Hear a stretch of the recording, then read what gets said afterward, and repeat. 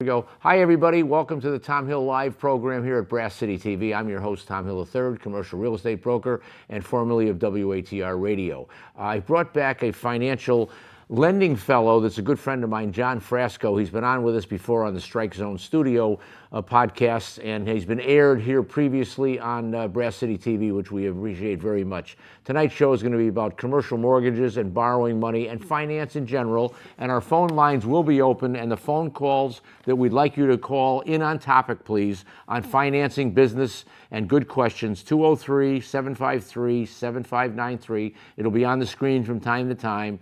203-753-7593. And without further ado, I'd like to my colleague and friend, John Frasco. Thanks for being on. Oh, happy to be here, Tom. Always a pleasure to be with you. Merry Christmas to you. Merry Christmas to you as well. And Happy Hanukkah to our audience.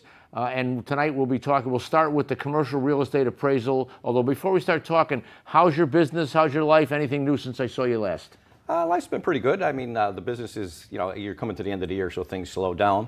I did have two security-based lending clients that actually went through and got their loans. Oh. That security-based lending, I think that's a very beneficial commercial loan. I remember we discussed this on the podcast.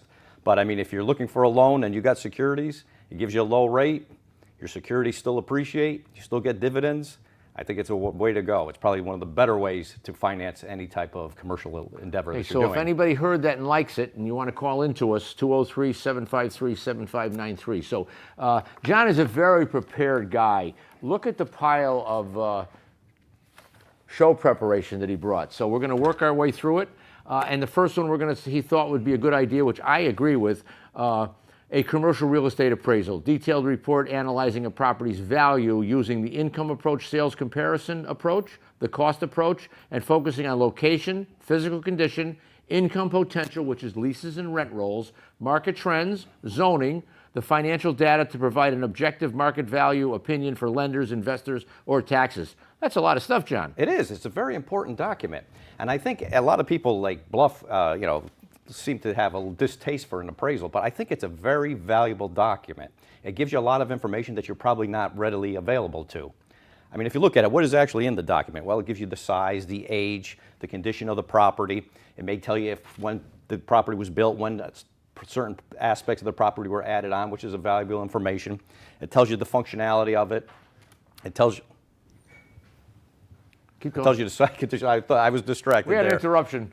Keep going. Lights, lot size, how many parking spaces it has, anything else of that. It also gives you a brief description of the location that it's in. Is it a prime location? Is it a commercial? Is it residential? Or whatever the case may be. It also tells you the demographics, what type of people are in there, what you can expect, what are the zoning requirements. And sometimes, as you know from commercial real estate, sometimes the zoning may be a mixed use, so it may not be strictly residential, it may be residential and commercial. And for evaluating a property, it's well to know everything that it could possibly be. And for those of you who may know some of these fellas, Ralph Biondi is a commercial appraisal in the Waterbury area, very well known. And also Ron DiOrio, two guys that do a nice job in Waterbury, know the market. And one of the things that I think about this, John, is I think all these appraisal guys should be local guys that know the market. But because of some of these laws that were passed through Dodd-Frank a number of years ago, the banks have to go to a blind pool and have appraisers from all over the state submit. And I wouldn't want somebody appraising my property that didn't know the market. But in your world, can you pick the appraiser, or how does it work on your side? They usually pick somebody that's not affiliated with either the broker or the lender. They want somebody that's But is it somebody objective. local or anywhere? It could be a local, but it's got to be somebody that's objective. What they're worried about is somebody's going to inflate the value of the commercial property. So they feel by getting someone that nobody's affiliated or has a relationship with, maybe they're going to get a more honest appraisal. Well, if you know Ralph Biondi or Ron DiOrio, these guys are ethical as can be, and they're more interested in the subject and doing an appraisal based on the key components and factors that you're talking about, and so I think you got a straight shake. But you need to discuss these with your mortgage broker and what's happening with that, and then eventually, how do lawyers play into the appraisal process and with somebody making an application with you? They usually, what the lawyer does is he's going to look at the appraisal to validate the value of the property. They really use subcontract that they usually don't get directly into it, but they do like to see that. The lender's attorney wants to see what the actual property is. Reason being is they don't want to give you $4 million for a $3,000 value property. Right. So that's what they're doing. They're validating $4 the million fact that versus it's, a 3. Okay, they don't want to overappraise, because if they're going to give you a $4 million, they're going to give you a $4 million loan, and they find out the property's not worth $4 million plus, you got a that's problem. a big problem. So that's where the attorneys are making sure that that's, that the numbers are right, or the property's of higher value than the loan. So why don't you explain to the audience these 3 approaches: income approach, sales comparison approach, and the cost approach, of different ways to look at the property and come up with a value. Okay. Now, commercial real estate, there's 3 ways to appraise the income, sales, and replacement value, they call it. That's another term for it. They call it the cost approach. Now, income is what it basically looks at is the amount of rents, leases, or any other income that is associated with the property. And from that, they determine what the value of the property is based on what kind of income it could generate. I'm sure you've probably seen this a lot with residential commercial property. They're always worried about how many rents and how much money they're getting for the rents. And some do of them they are have restricted leases? as well. Do they have leases, or are they month to month? Yeah, And exactly. what's the rental history? And what they do is they come up with a cap rate. I mean, you're probably very familiar with a cap rate. All the time, capital. Yeah, I mean, if you have $100 and it's a 10% cap rate, you want to earn $10 on your $100 there. So that's a quick example of a cap rate. Yeah, it tells you what your return is on your investment. There's another thing about commercial real estate. I think a lot of people, we talked about a triple net lease, whereas the leaser is paying for all of the expenses of the Operating retail, expenses of the property. There's another aspect of that. What about CAM? CAM is the third net in triple net, and CAM is common area maintenance, and that, as we had Brian on a previous show today that you'll be seeing with us, John is the announcer on that show, but CAM, common area maintenance, plowing, lawn cutting, maintaining the property, right. And usually the landlord has some idea of how much he spends in maintenance every year, and that gets tacked onto the CAM, and it ends up being charged as a per square foot cost. So if you have 3 nets, your taxes could be $5 or $6 if you're in a city per square foot, or as an additional rent, or if you're in a country town, it might be $2 a square foot. And then your second net is the property insurance in case the building burns down. And the third is the CAM, and that's the plowing, maintenance, sweeping, cutting grass. It could be the dumpster, the garbage. It could be office cleaning if the landlord does it. And when you see CAM, you have to look at it and say what is included. Okay. And it's distributed relative to the amount of square footage that each person within that building has. Pro rata share. Yeah. So the more square footage you have, the more of the CAM you're actually going to be incurring. So you always want to ask the broker or the landlord, and the appraisal will want to know that too. What is the additional rent that's due on top of the monthly rent for the space? The triple nets are covering all the operating expenses. I figured that CAM was something that's not mentioned too often, but I figured I'd like to address it here. You should. And our Brian called it, they call it OPEX. OPEX, okay, different name, same idea. Yep. Next way to appraise the properties, they look at a sales comparison approach. They try to find a similar type commercial building within the general area, and they make adjustments. Maybe it's bigger, maybe it's smaller, maybe it's a little bit older, maybe it has different features, different functionality, and then they make adjustments relative to what a current commercial property has sold for. And those are called comparable sales Comps, or yeah. leases, Yeah, or comps short is- for comps. Now, the cost approach is like what they call is rebuilding. If you were to rebuild this property, say there was a fire or something, you had to rebuild it, how much would it cost you to rebuild it? And then they adjust for depreciation, or if there's a little difference in functionality or something like that, or your building has some unique features that increase the value appropriately. And a lot of buyers like to look at what will it cost to rebuild the building, just to see as another way to compare to other buildings as well. And if it does burn down, they'll still have an idea what it probably won't burn, but it's another factor in value. Or it could be a hurricane or something like that. Yep. So I mean, by looking at the 3 different approaches, and each one gives you a value, it gives you a good estimate of exactly what's the marketability of that one property. Go ahead. All right, I was going to say, now usually there's another thing is they give within the report, they give a comprehensive description of the physical features of the property, which is important. One thing I noticed in a lot of commercial properties is a lot of people overlook the elevators. And one of the things about in lending, they always want to know about the elevators. Reason being is if it's not working, it's a very expensive object that you have to repair. And I've seen, let's say, an elevator go, the repairs were over $800,000. Ridiculous. I mean, it's almost, you could get a small commercial property for the price of the elevator.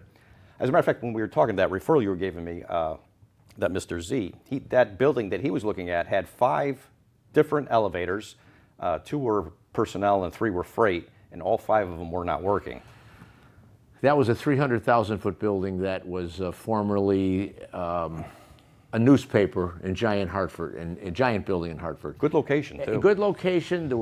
It was at auction, and I'm friendly with the auctioneer. He holds my designations that I hold, CCIM and SIOR, and he was in here from out of state to look at it. He goes, "You want to come see this?" And I got a chance to walk through this whole building, and my take on it was, besides the elevators, the building had great bones, but everything needed to be replaced. So you're talking about a lot of renovations in a building like that to get it back up to marketability. I felt my quick answer to that was, you'd probably have, first of all, you'd have to have at least $1 million to buy it for the bid, and for what it went for, you would have needed $1.7 million to stabilize it and clean it up and get it going a little bit. But actually, to my way of thinking, the building, if you put $10 million in it and filled it up with people, it'd be worth $100 million again. Yeah, if you had the $10 million, and if you were able to borrow if you were borrow the $10 million. Yep, from a guy like you. But the thing was, it was only 22% stabilized, so that's tough to get a loan on a property that's only 22% stabilized. Yeah, and that referral guy, the more I talked to him, he had no money. That's even worse. He had a great game. He knew the building. He had everything together to get it together, but he had no dough. And, oh, this is a good one for you. What happens when you don't start looking for the money early in the game?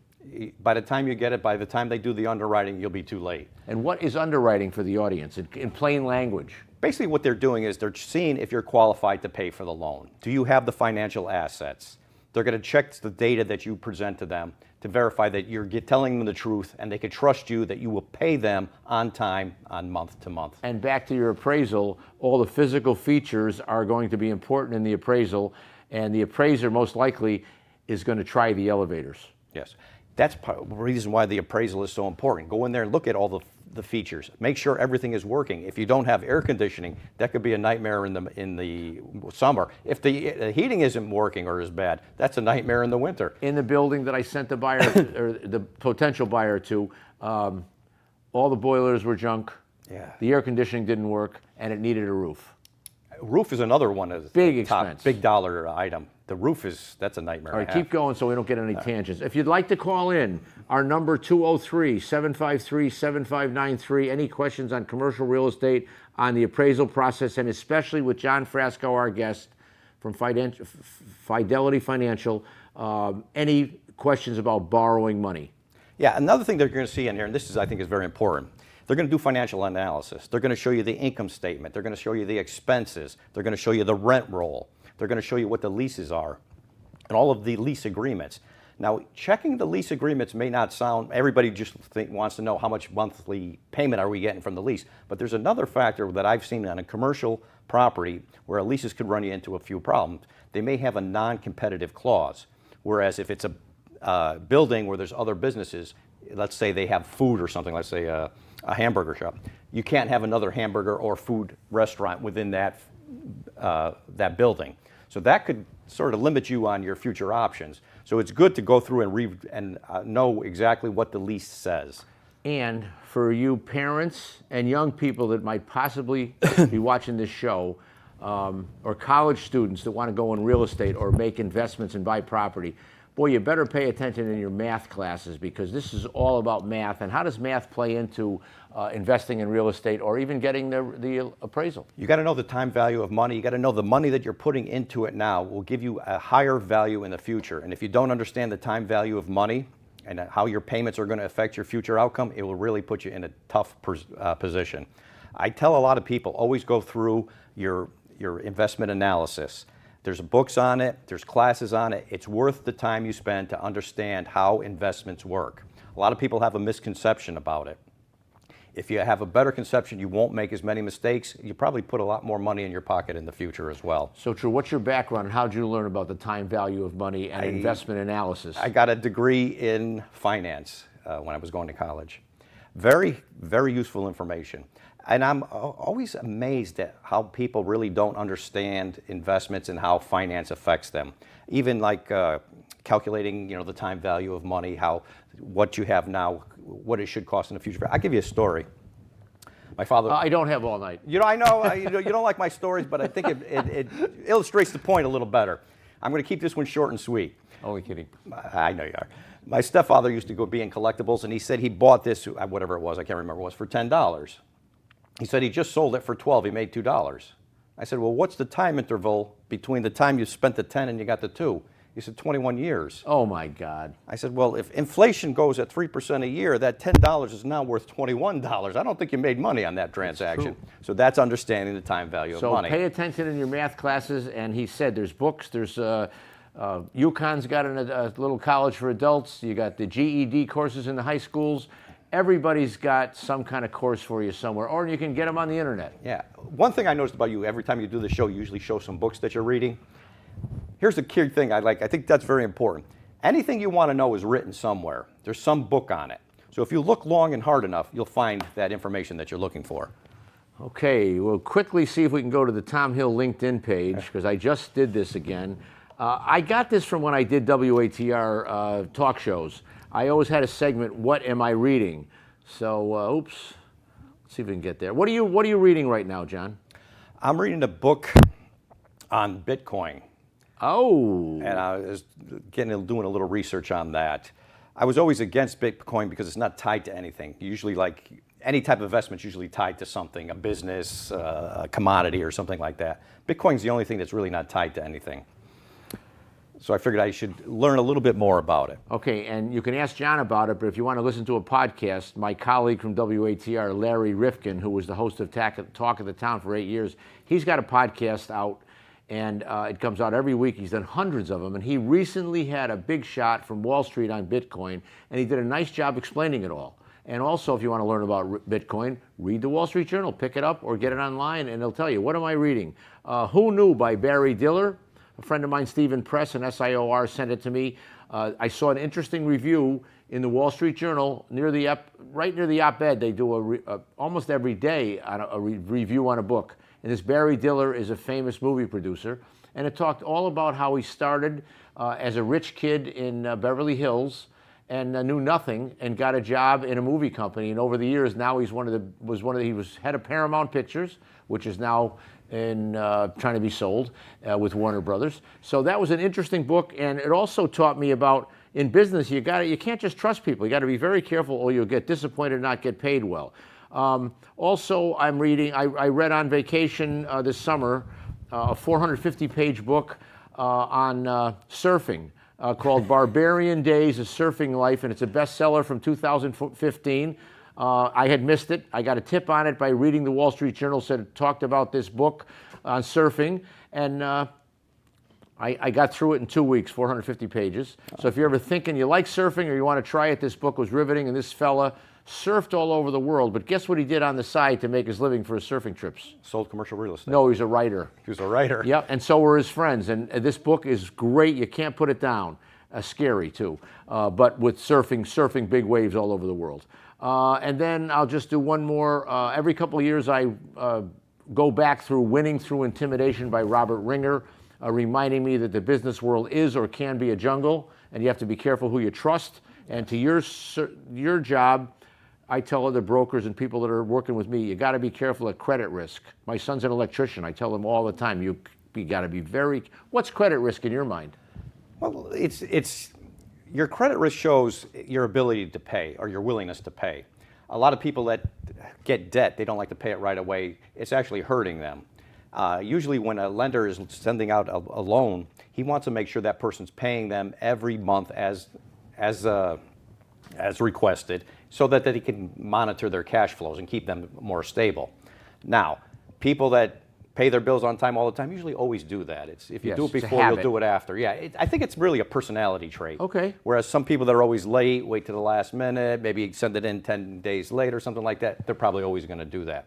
Now, what does the lender do? They make adjustments for that. They know you're going to give them late, they charge you a little more. Yeah, the cost of money. Exactly. So the other book I just wanted to say is, and this is all on my Tom Hill LinkedIn page, which I do this kind of regular. The Back Mechanic by Dr. McGill. I've had a lot of trouble with arthritis. I'm an aging triathlete. I was a runner, now I'm a hiker. I did a lot of martial arts in my younger days and high-speed water skiing, etc. And so hence I have bad arthritis. I needed a shot in my hip. My back is always sore no matter what I do. And I finally, after a year in PT, which wasn't working, but I could do all the exercise, but I was always sore, the doctor of PT from SCORE Physical Therapy pulled a big book called The Back Mechanic out of his backpack and said, I recommend you buy this. And it's called The Back Mechanic by Dr. McGill. And actually, that taught me a great lesson. Many of us hurt ourselves by bending incorrectly. So if you're having back problems, this does all the layout. But even after I went to the Back Mechanic, I decided that the PT wasn't working for me. Although they were talented and gave me a lot of great exercise that I could do, I ended up going to Dr. Robert Porzio up on West Main Street in Waterbury, and he's got the big clock in front of his building up in the Robinwood section. And man, he did all kinds of different things to me for about 6 or 8 sessions, and he got me going. And then he told me, why don't you go get a shot in the hip? Because I had gone for an MRI because I thought I had a bad hip. I had bursitis. So The Back Mechanic by Dr. McGill, and I'm hogging up your time. No, that's quite all right. Little to add to us, I did find out that a lot of people were benefiting from doing Tai Chi. Every day I do it. Do you? Every morning. Do you help? It's supposed to be good for flexibility and balance. And yesterday, Dr. Porzio, when I went for my maintenance once a month now, he said to me, he has clients and clients and clients who say to them, I wish I didn't wait 20 years to take your advice and stretch 20 minutes every morning before I go out. Yeah, stretching is very underrated. It is very beneficial. And that's Tai Chi.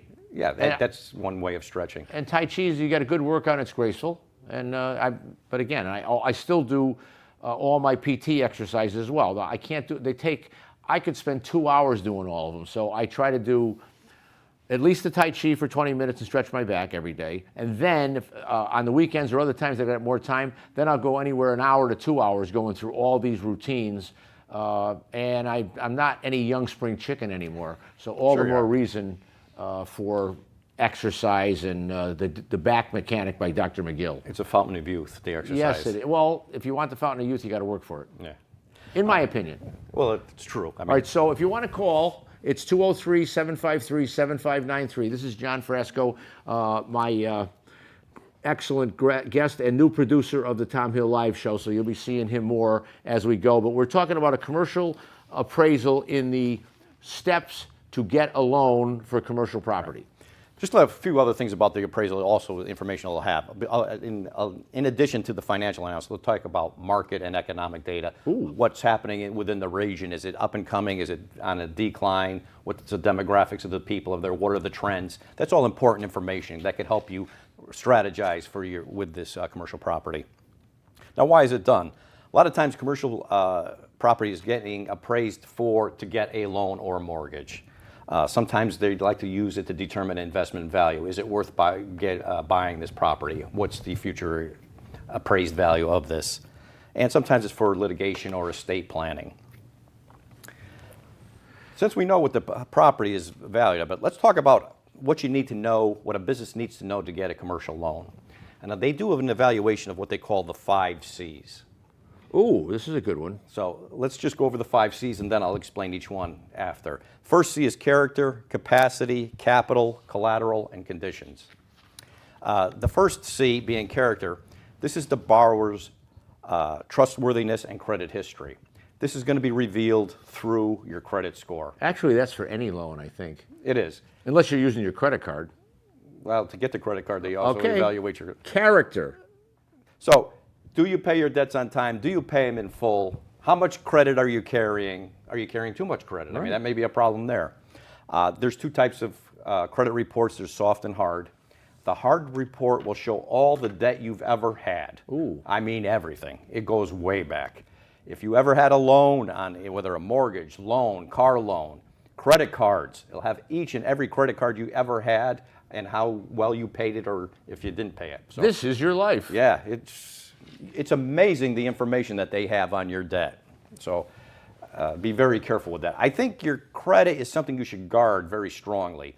Reason being, the better it is, the better interest rate you'll get, and it's going to save you money in the long run. Yeah, if you have good credit, it costs you less to borrow the money. Exactly, and it makes the process a lot easier. And right now, the government's causing everybody trouble because the stock market and especially the Federal Reserve are saying that the government, United States, has so much debt, they think there's too much leverage, and this is why a lot of finance indicators are higher, because people are saying if we're going to loan the government money, we want to charge more. So then when you start looking at the 10-year Treasury or different indicators that should be mortgage rates, they all should be coming down, but the lenders are all saying, well, there's too much risk of debt of the government and it's costing consumers money. Am I right? Yeah, it's true. It's just passed on. Yeah. I mean, it's passed along to the consumer using the money. Second C, I think we've done a good job on that first one. We beat a horse, dead horse. Well, it's dead now. Character's strong. Yeah, capacity. This is going to look at a business's sales and revenue, specifically their net income. Are they making enough money at the end of the month to pay their bills? Now, a business, this could fluctuate, so they're probably going to take an average. Sometimes it's going to be high, sometimes it's going to be low. But that's another important factor. The next C, or the third C, is capital. This is the amount of money that the owner has invested in the business. If the person is invested deeply in the business, there's a higher probability of default. And what John's saying is the business is the applicant for the commercial mortgage, so that's why they're looking at him to see, besides him, how strong is his business, and does he have the capacity, back to that one, to keep paying the loan? Exactly. If he has a stronger amount of capital in the business, he's more likely to make sure that the bills are paid. I mean, if you're a 70% owner in a business, you want to make sure that bill is paid. Whereas if you're just 5%, it may not be as. And again, if you're not looking to borrow any money, I guess you could change the channel, but maybe your relatives are looking to borrow money, or maybe you just have an interest in this subject. And if you want to call us for any question on lending, 203-753-7593. And Al, too, when you get a minute, if you're in there, wave. Okay. My eyeballs are burning from these bright lights, and I'm wondering if my black hat is hanging over there.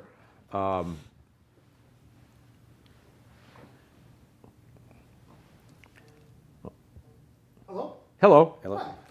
Gentlemen, if I'm looking to borrow money, what 3 things should I do to prepare myself so I don't get rejected? Have a job.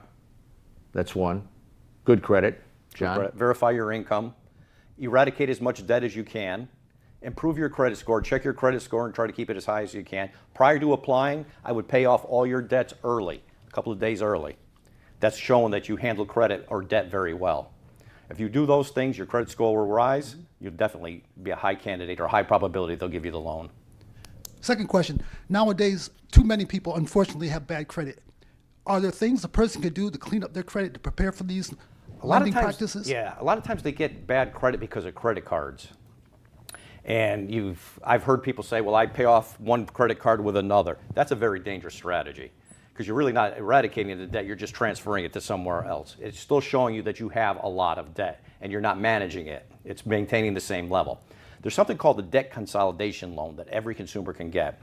It's available at most of your banks. What you're going to do there, instead of paying a higher, your credit cards are usually over 20%. Here's the other thing. Not only are they a high rate, you're paying 1/12 of that each month. So you're actually paying higher than that 20% or 20 some odd percent. So that's another dangerous thing, because it's accumulating faster. So if you get a debt consolidation loan, it's going to give you a fixed rate. It'll give you the ability to pay less interest and make payments on the principal as well, so that you knock down the principal balance. So you're actually carrying less debt. That will put you in a better position. And caller, or Al too, why do you think so many people have bad credit? What mistakes have they made? I think nowadays people are overextended because they're dealing with wants more so than needs. That is true. I think you have to have discipline and understand about money. John's been saying about the time value of money. I think everybody, the sooner they learn about money, he's sitting over there. That's why I'm looking that way. But John was saying that the sooner you look at money, learn about money, you can't spend more than you take in, and you can't believe the dream that, oh yeah, I have a credit card. Somebody just told me the other day they got their first credit card and they went nuts with it. Yeah. Well, remember the 5 sectors of what you should do with your money that we talked about in the podcast? Who are you? You forgot me already. Oh, God, come on. All right, well, they said the first 10% should go to goodwill. Second 10% should go to savings. Third 10% should go to fund. The next 20% should go to investments directly. And the 50% should be all your expenses. All your expenses should be below 50% of your earnings. Last question. A lot of people, if they're not dealing with their wants instead of their needs, they just don't have the money. They might be working hard 2 and 3 jobs, but they just can't make it stretch, take care of all their needs. So those people end up behind. Well, but do and they their have bills. is it the needs or wants? Because if your needs are really high, maybe you have too much overhead. This is where people need to at least put all their expenses and their income on a big piece of paper, or go to a nonprofit that'll help you with your budget, because you got to learn to have discipline, or you're never going to catch up. All that being said, is anything being done to teach financial literacy in school systems? Because people just don't get that through the air and osmosis.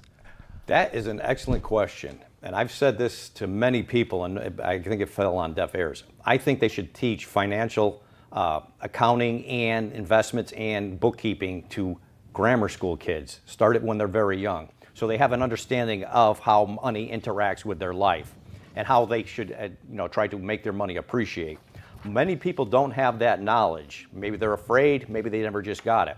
And due to the fact that they don't have it, they'll always be behind. There's a saying, like a lot of people used to say to me, put money in the bank. Bad place for it. Well, no offense, but not the best place for it. It's very hard to save your way to wealth. You have to have your money working for you while you're working some other job. That is the best way to accumulate wealth. Okay, I'm going to tell you about a book. Thank you. Thank you, Al, too. Come back anytime.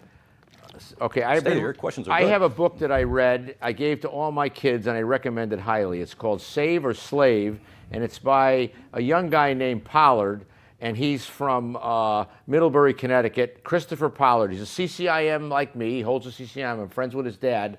And this book is green, and it's called Save or Slave. You're not going to be able to see it on my phone, I don't think. But it's got hacks. How to save money like your freedom depends on it. And what he's saying is if you don't learn to save, you're going to be a slave.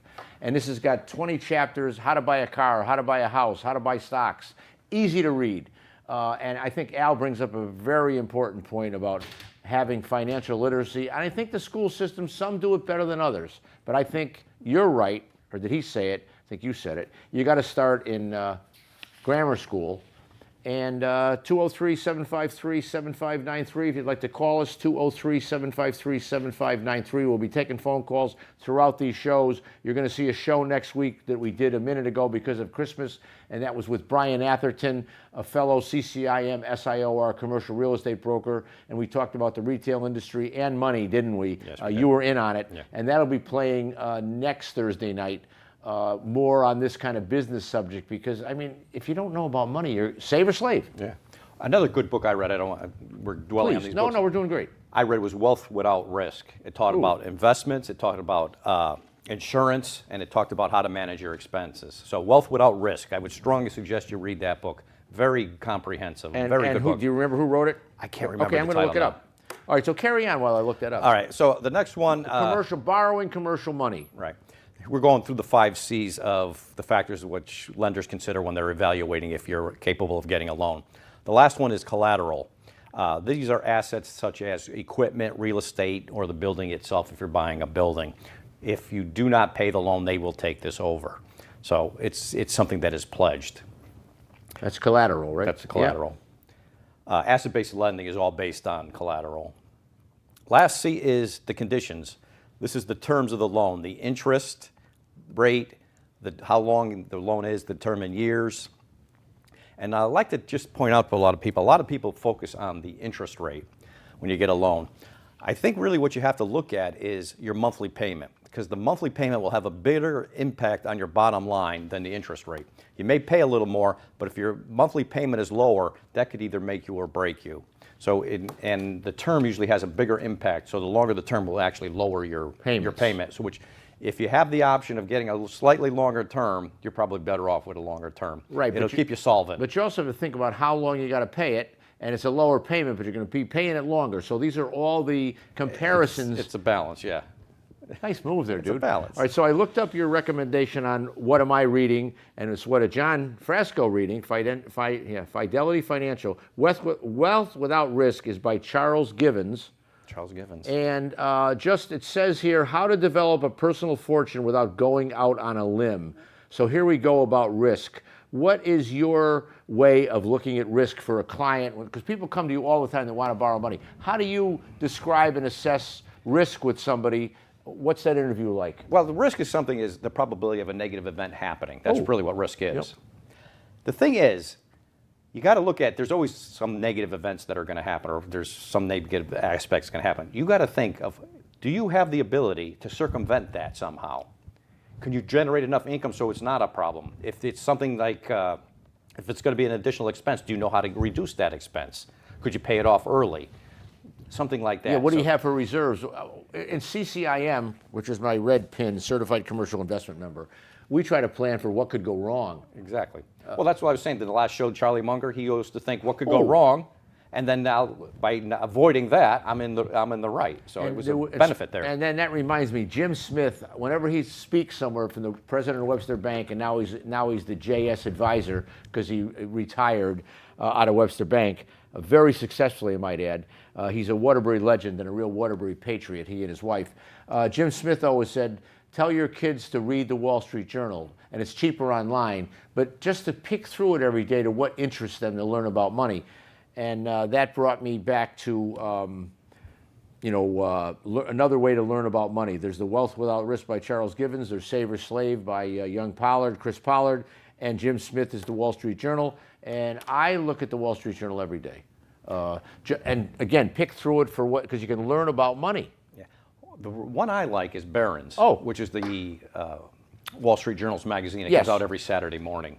I like that one because they give you good investment advice. They talk about what's happening in the economy. I think it's a very well-written newspaper. Well, they call it a magazine, but it's actually a newspaper. And you can start small. I'm looking to start investing in, they're all saying invest in AI, intelligence. But they're also talking about it becoming a bubble and maybe getting too hot and blowing up. Because so many people are putting money into it, but there's not enough power to run all this AI. I think, what did Brian say about a light bulb and looking up something on your phone? That burns more than a light bulb burning for a day or something like that? Yeah, looking up something on even your AI on your phone. And so I was advised by reading the Wall Street Journal that maybe it might be smart to invest in the power grid and new inventions to make more power. So, and this is for everybody, nice and easy. I did a little advisory job for someone a couple of weeks ago and got a small $1,000 in the small early thousands fee for doing this work, brain work. And instead of just spending it in restaurants and celebration, I'm going to start with $1,500 investment in a small way in some stock that goes to the grid and new inventions. So you don't have to have $50,000 to go in the stock market, and give a little advice from your point of view that people who might want to invest in stocks, because you have to invest in something, I think. Here's what I would say.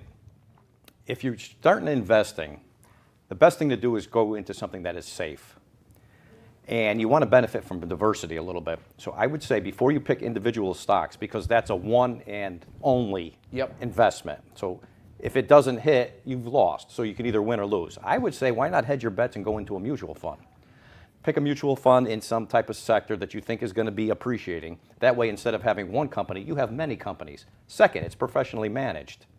Now, there are mutual funds that continuously have a good return.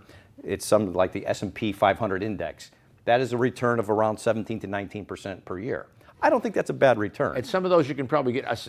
I'm not starting with big money. I'm going to put in 1,000 2 or 3 times a year or more. And what about the ETFs? Is that something like electrically traded fund? And those, I think there's thousands of them. And I'd be looking for the one that's going to go after companies that are trying to help build the grid that will power the AI. Right. Like my son wanted to invest in Apple. Oh, good. I said, you're better off saying, why not go into a mutual fund and go with a technology mutual fund? That way you got all of the companies. You're spread out across So I think that's a better way of doing something. But I mean, the point I was just trying to make, though, is I'm not a big stock player. My investment is in me and our business. It's commercial real estate. you get to an age where you need, as John said earlier, you need your money working for you. So you can find some stocks or an ETV or the Mutual fund. and you can, if you got $300, you can start putting something in. Some people buy penny stocks, but invest in something is what we're saying, I think. I think the thing is you got to start. And I think a lot of people worry about the risk, whereas you could lose. Let me say this. If you're not making your money working, you're losing more than you would lose if you invested in an equity and then it dropped back a little bit. You may lose 5, 10, 6% here or there, but you'll make it back over time. Right. The trend of the market is usually up, so Yes. you will see capital appreciation if you wait long enough. Right, and sometimes you have to wait it out. And again, the more you learn about how investing, stocks and bonds, we talked about Wealth Without Risk by Charles Gibbons. We talked about the Wall Street Journal. We talked about Jim Smith, read the Wall Street Journal, ETFs. There's a lot of ways to go about this, and there's plenty of other things to invest in as well. All right, let's go back to our mortgage, and we're looking for the appraisal and to try to get money. All right, let me say. Did we finish this with Did the I do? five? I did conditions. Then I talked about the term and interest rate of the loan and your monthly payment. Those are character, capacity, capital, collateral, and conditions. conditions The of the 5 loan. C's of lending. Okay. Those are the 5 things that lenders use to evaluate whether you get the loan or not. Exactly. Let's talk about what the business needs to do to get the loan. First, the thing they're always going to look at is your income tax statements for the last 3 years. So have your income tax statements readily available. Also have all your financial statements for the last 3 years. This is going to be your balance sheet, your income statement, any accounts receivable that you have. If you have a statement of cash flow, that would be very helpful as well. If you're halfway through the year, they're going to want to see an interim statement from January to whatever month And you're those would applying. come from your CPA or your bookkeeper, depending how sophisticated the bookkeeper is. And if you don't get a bookkeeper, they could make them in arrears. They could go back into your data and make up the we have a forms. friend in the Chamber of Commerce Mike. we meet. Oh, is yeah. it Beth?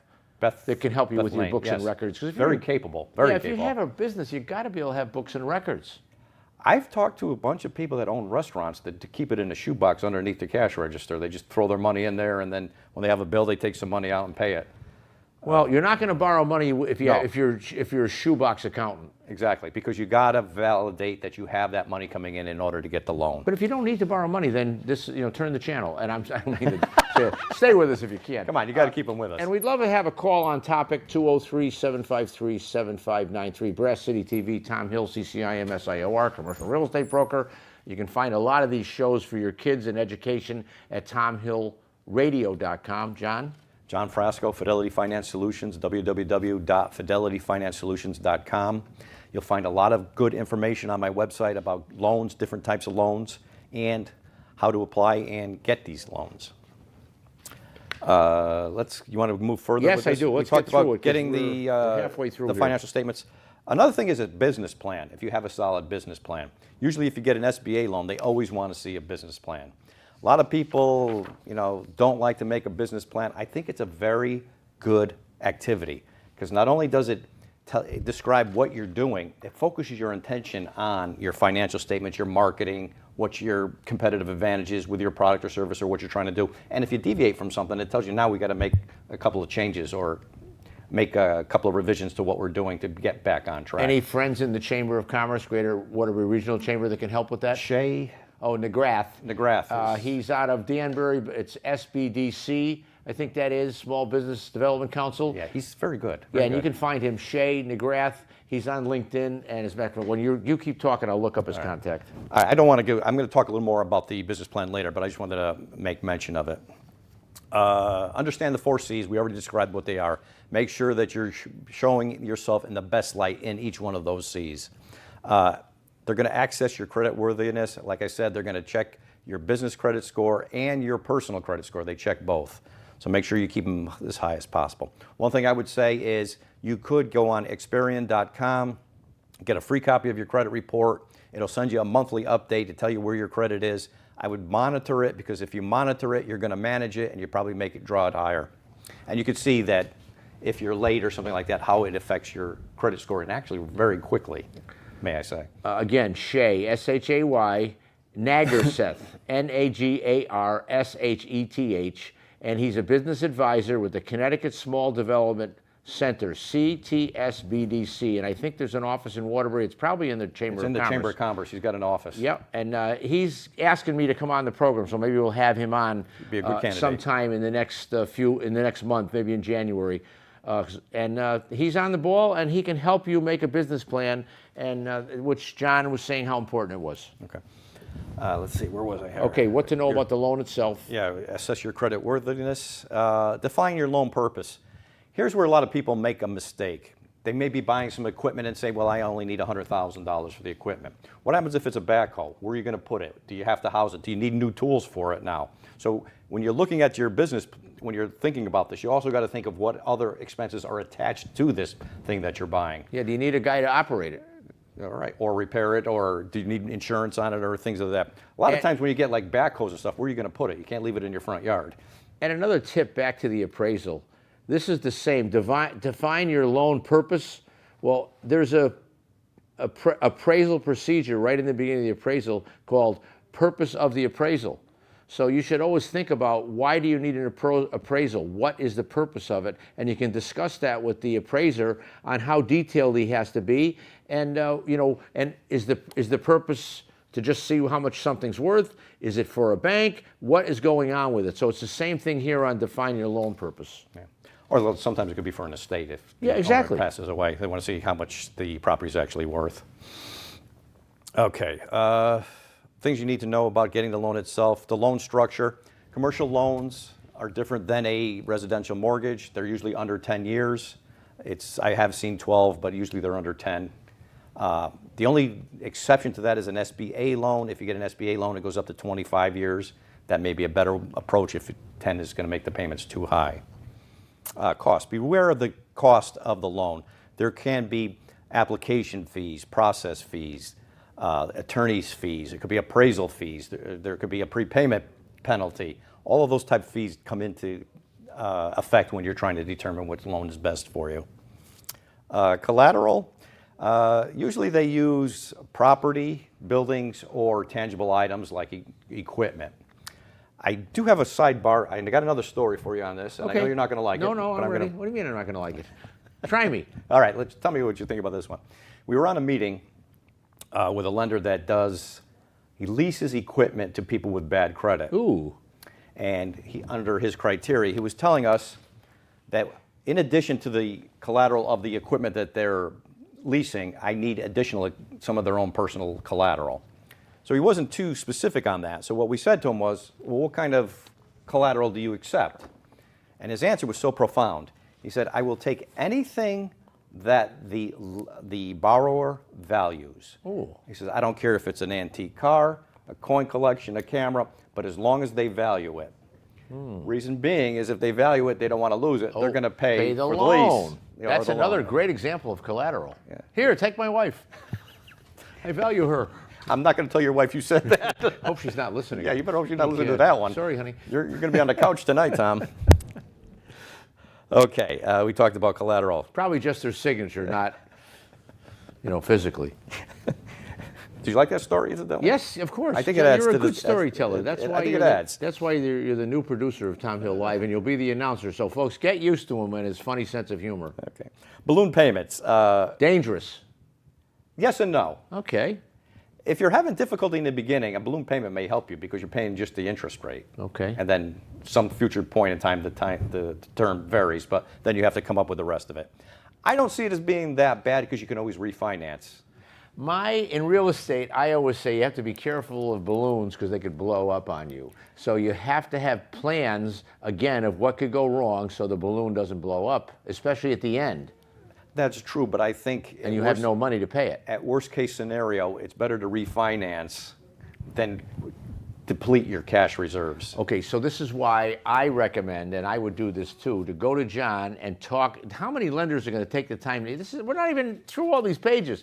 How many lenders are going to take the time, or a consultant, to try to help you figure out all this? And I trust this guy. This is why I like having him on, because you know every angle of these loans and what the problems are. And I besides being a lender, I think you're a great consultant to help people with their business, and because you know a lot about a lot. Thank you, I appreciate that.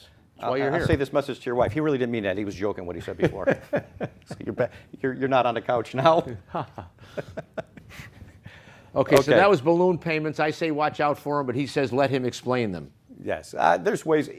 Worst case scenario, you could refinance. So I mean, I don't think it's as bad as a lot of people see it. Okay. All right, prepayment penalties. If you get a windfall and you want to pay off your loan earlier or before the term, sometimes, and depending on the loan, they'll have a prepayment penalty.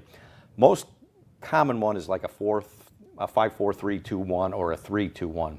Basically, what it's saying is if you prepay it the first year you have it, you're going to get a 5% penalty assessed.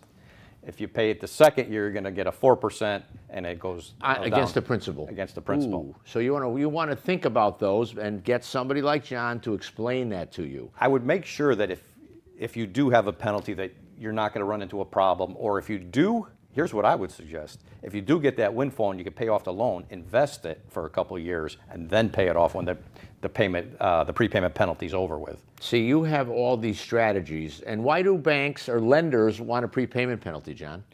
If you pay it off early, they don't make enough money on it. And this prepayment penalty makes sure that they get their profit. Their yield. Their profit. Profit yield, yep, their return. Okay, good one. This is very educational.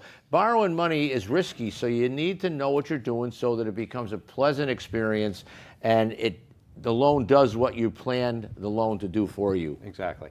The loan should benefit you. It puts you in a better position sometime in the future. You don't want to keep so that your debt raises and you're in a worse position. You always want to be in a better position. No, it's trying to help you get to where you're going. As the business gets better, it's easier to make the payments, and it keeps growing, because any business that you pay attention to and run it correctly, it goes like this over time. Yes, it should. All right, a lot of people ask me in commercial lending, why is a commercial loan more expensive than a residential loan? You currently, what is the prime rate is what, 6.5 right now? We could look in the Wall Street Journal. I know it's 6.5. I'll just Google it. Go ahead, keep All right. talking.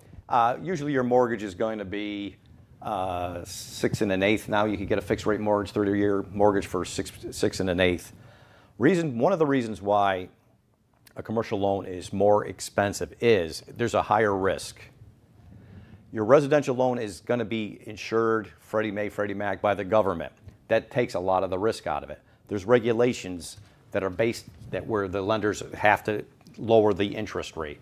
They're trying to make it affordable so that the citizens have the ability to buy a house and buy real estate. That isn't the case with commercial property or commercial loans. It's higher risk. Some of these businesses are new. They're just starting up. They may default. There's a lot of... And if you're new, you might not even be able to get a loan, but you can talk to John and figure that out. John, you were absolutely correct. The prime rate today is 6.75%. Okay, I said 6.5. I guess I was off Okay, a no, little I bit. heard was off by a quarter. 6.75. I think you had it right. All right. And we've been talking so long. We did an hour show before this tonight with Brian Atherton that'll be on next week. We'll have Don Smith, the speech tamer, and how to professionally speak as our guest on January 7th, and we'll both try to get a free lesson out of him. So Yeah, he's maybe I could talk a little better. Yeah, and he's got you're talking fine. He's got an ebook. You can Google him, Don Smith at thespeechtamer.com. That ebook is terrific. And it's easy to read. Okay, go ahead with you were going all through the business plan. Why the 5 reasons why commercial loans are higher. Okay. Loan size and structure. Usually your residential is strictly a 30-year term loan. Whereas when you have a commercial loan, there may be balloon payments, there may be 2 different loans.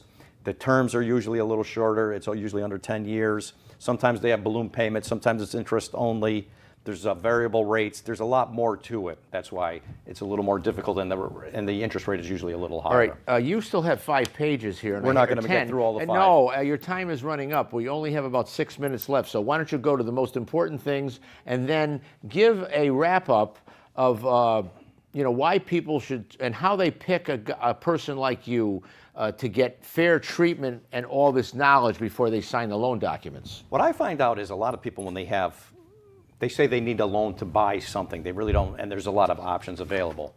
Sometimes you got to assess what type of predicament they're in, because the position they're in may dictate what loan is best for them. Ooh, yep. So once you know what position they're in, then you could give them a couple of different options and tell them the pros and cons of it. Now, I often see people that may ask somebody and they take the first thing that's available to them, and they always look for the lowest interest rate. Sometimes it's not the best option you could get. just getting the lower interest rate. Sometimes you have to evaluate each and every aspect of the loan to see how it affects you and puts you in the best position. So, I mean, that's really what you're trying to do. You want to benefit yourself. Now, in the lending industry, sometimes different lenders offer different Programs. programs Or loans. and they may not have something that may be more beneficial to you, so you may have to switch lenders. A lot of times they don't want to push business away, so they're not going to tell you that there's something better Right. for you. Whereas I represent a pool of different lenders, it doesn't matter to me, I just switch to someone else. So I mean, No, that's very, very important. Okay, so all of us, real quick, because we only have 2 minutes left, we want to remind everybody that it's very dangerous driving out this time of year. And both of us, a quick story, I almost clipped a lady on Lakewood Road on the way up tonight, walking in the dark with a black jacket on the edge of the road where there was no sidewalks. You had one coming I was in. driving up on Route 68. There was a woman walking on the side of the road, all dressed in black with a hood on, and she was carrying a bag. I didn't see her until I was right on top of her. Exactly. I was 15 feet away. So you got to really pay attention. Brian Atherton, who's our guest next week live, he was involved, almost got into a rollover on 84. A car in front of him flipped. Potholes galore. Yeah, that's the time of the season for potholes. Scooters with no insurance or registration. We don't know how the lights, they're driving all over the place now. E-bikes, you got to watch out for them. And the walkers are in black at night. Yeah. I would say carry a flashlight with you, or they have those lights that you can put on your hat or something like that. I would use those. It makes you more visible to the drivers. I mean, a lot of times the drivers are distracted enough as is with their cell phones or not paying attention. You want to make yourself as visible as possible. And go to the either the safety store or the department store or your sporting goods store and get those fluorescent vests that runners wear, because it's very, very dangerous. So we have 1 minute to go. We want to thank Al, too, for all your help tonight. You're a good man. Al, one. And all the nice folks here at Brass City TV who are helping us facilitate the show. All these shows that we've done here are on the Brass City TV YouTube page. I think we've done 6 or 7 shows now. And also there's 9 or 10 podcasts from my partnership at Strike Zone Studios in Wilkin. John's been a guest on more of this financing stuff 2 shows previous. So he's a wealth of knowledge. 30 seconds to say goodbye. If you ever have a question on a commercial loan and you just like to bat it around or ask what your options are available, please feel free to contact me. You can contact me at 203-707-4791. I recommend them highly. There's no charge for a free introduction to me on what I do, commercial real estate broker, financial advisor, as pertains to commercial real estate advisory services, and I sell big buildings exclusively. No obligation to talk to me at 203-755-HILL. Thank you very much. Merry Christmas, everyone. Merry Happy Christmas. Hanukkah. And we enjoy being here at Brass City TV. Have a good night.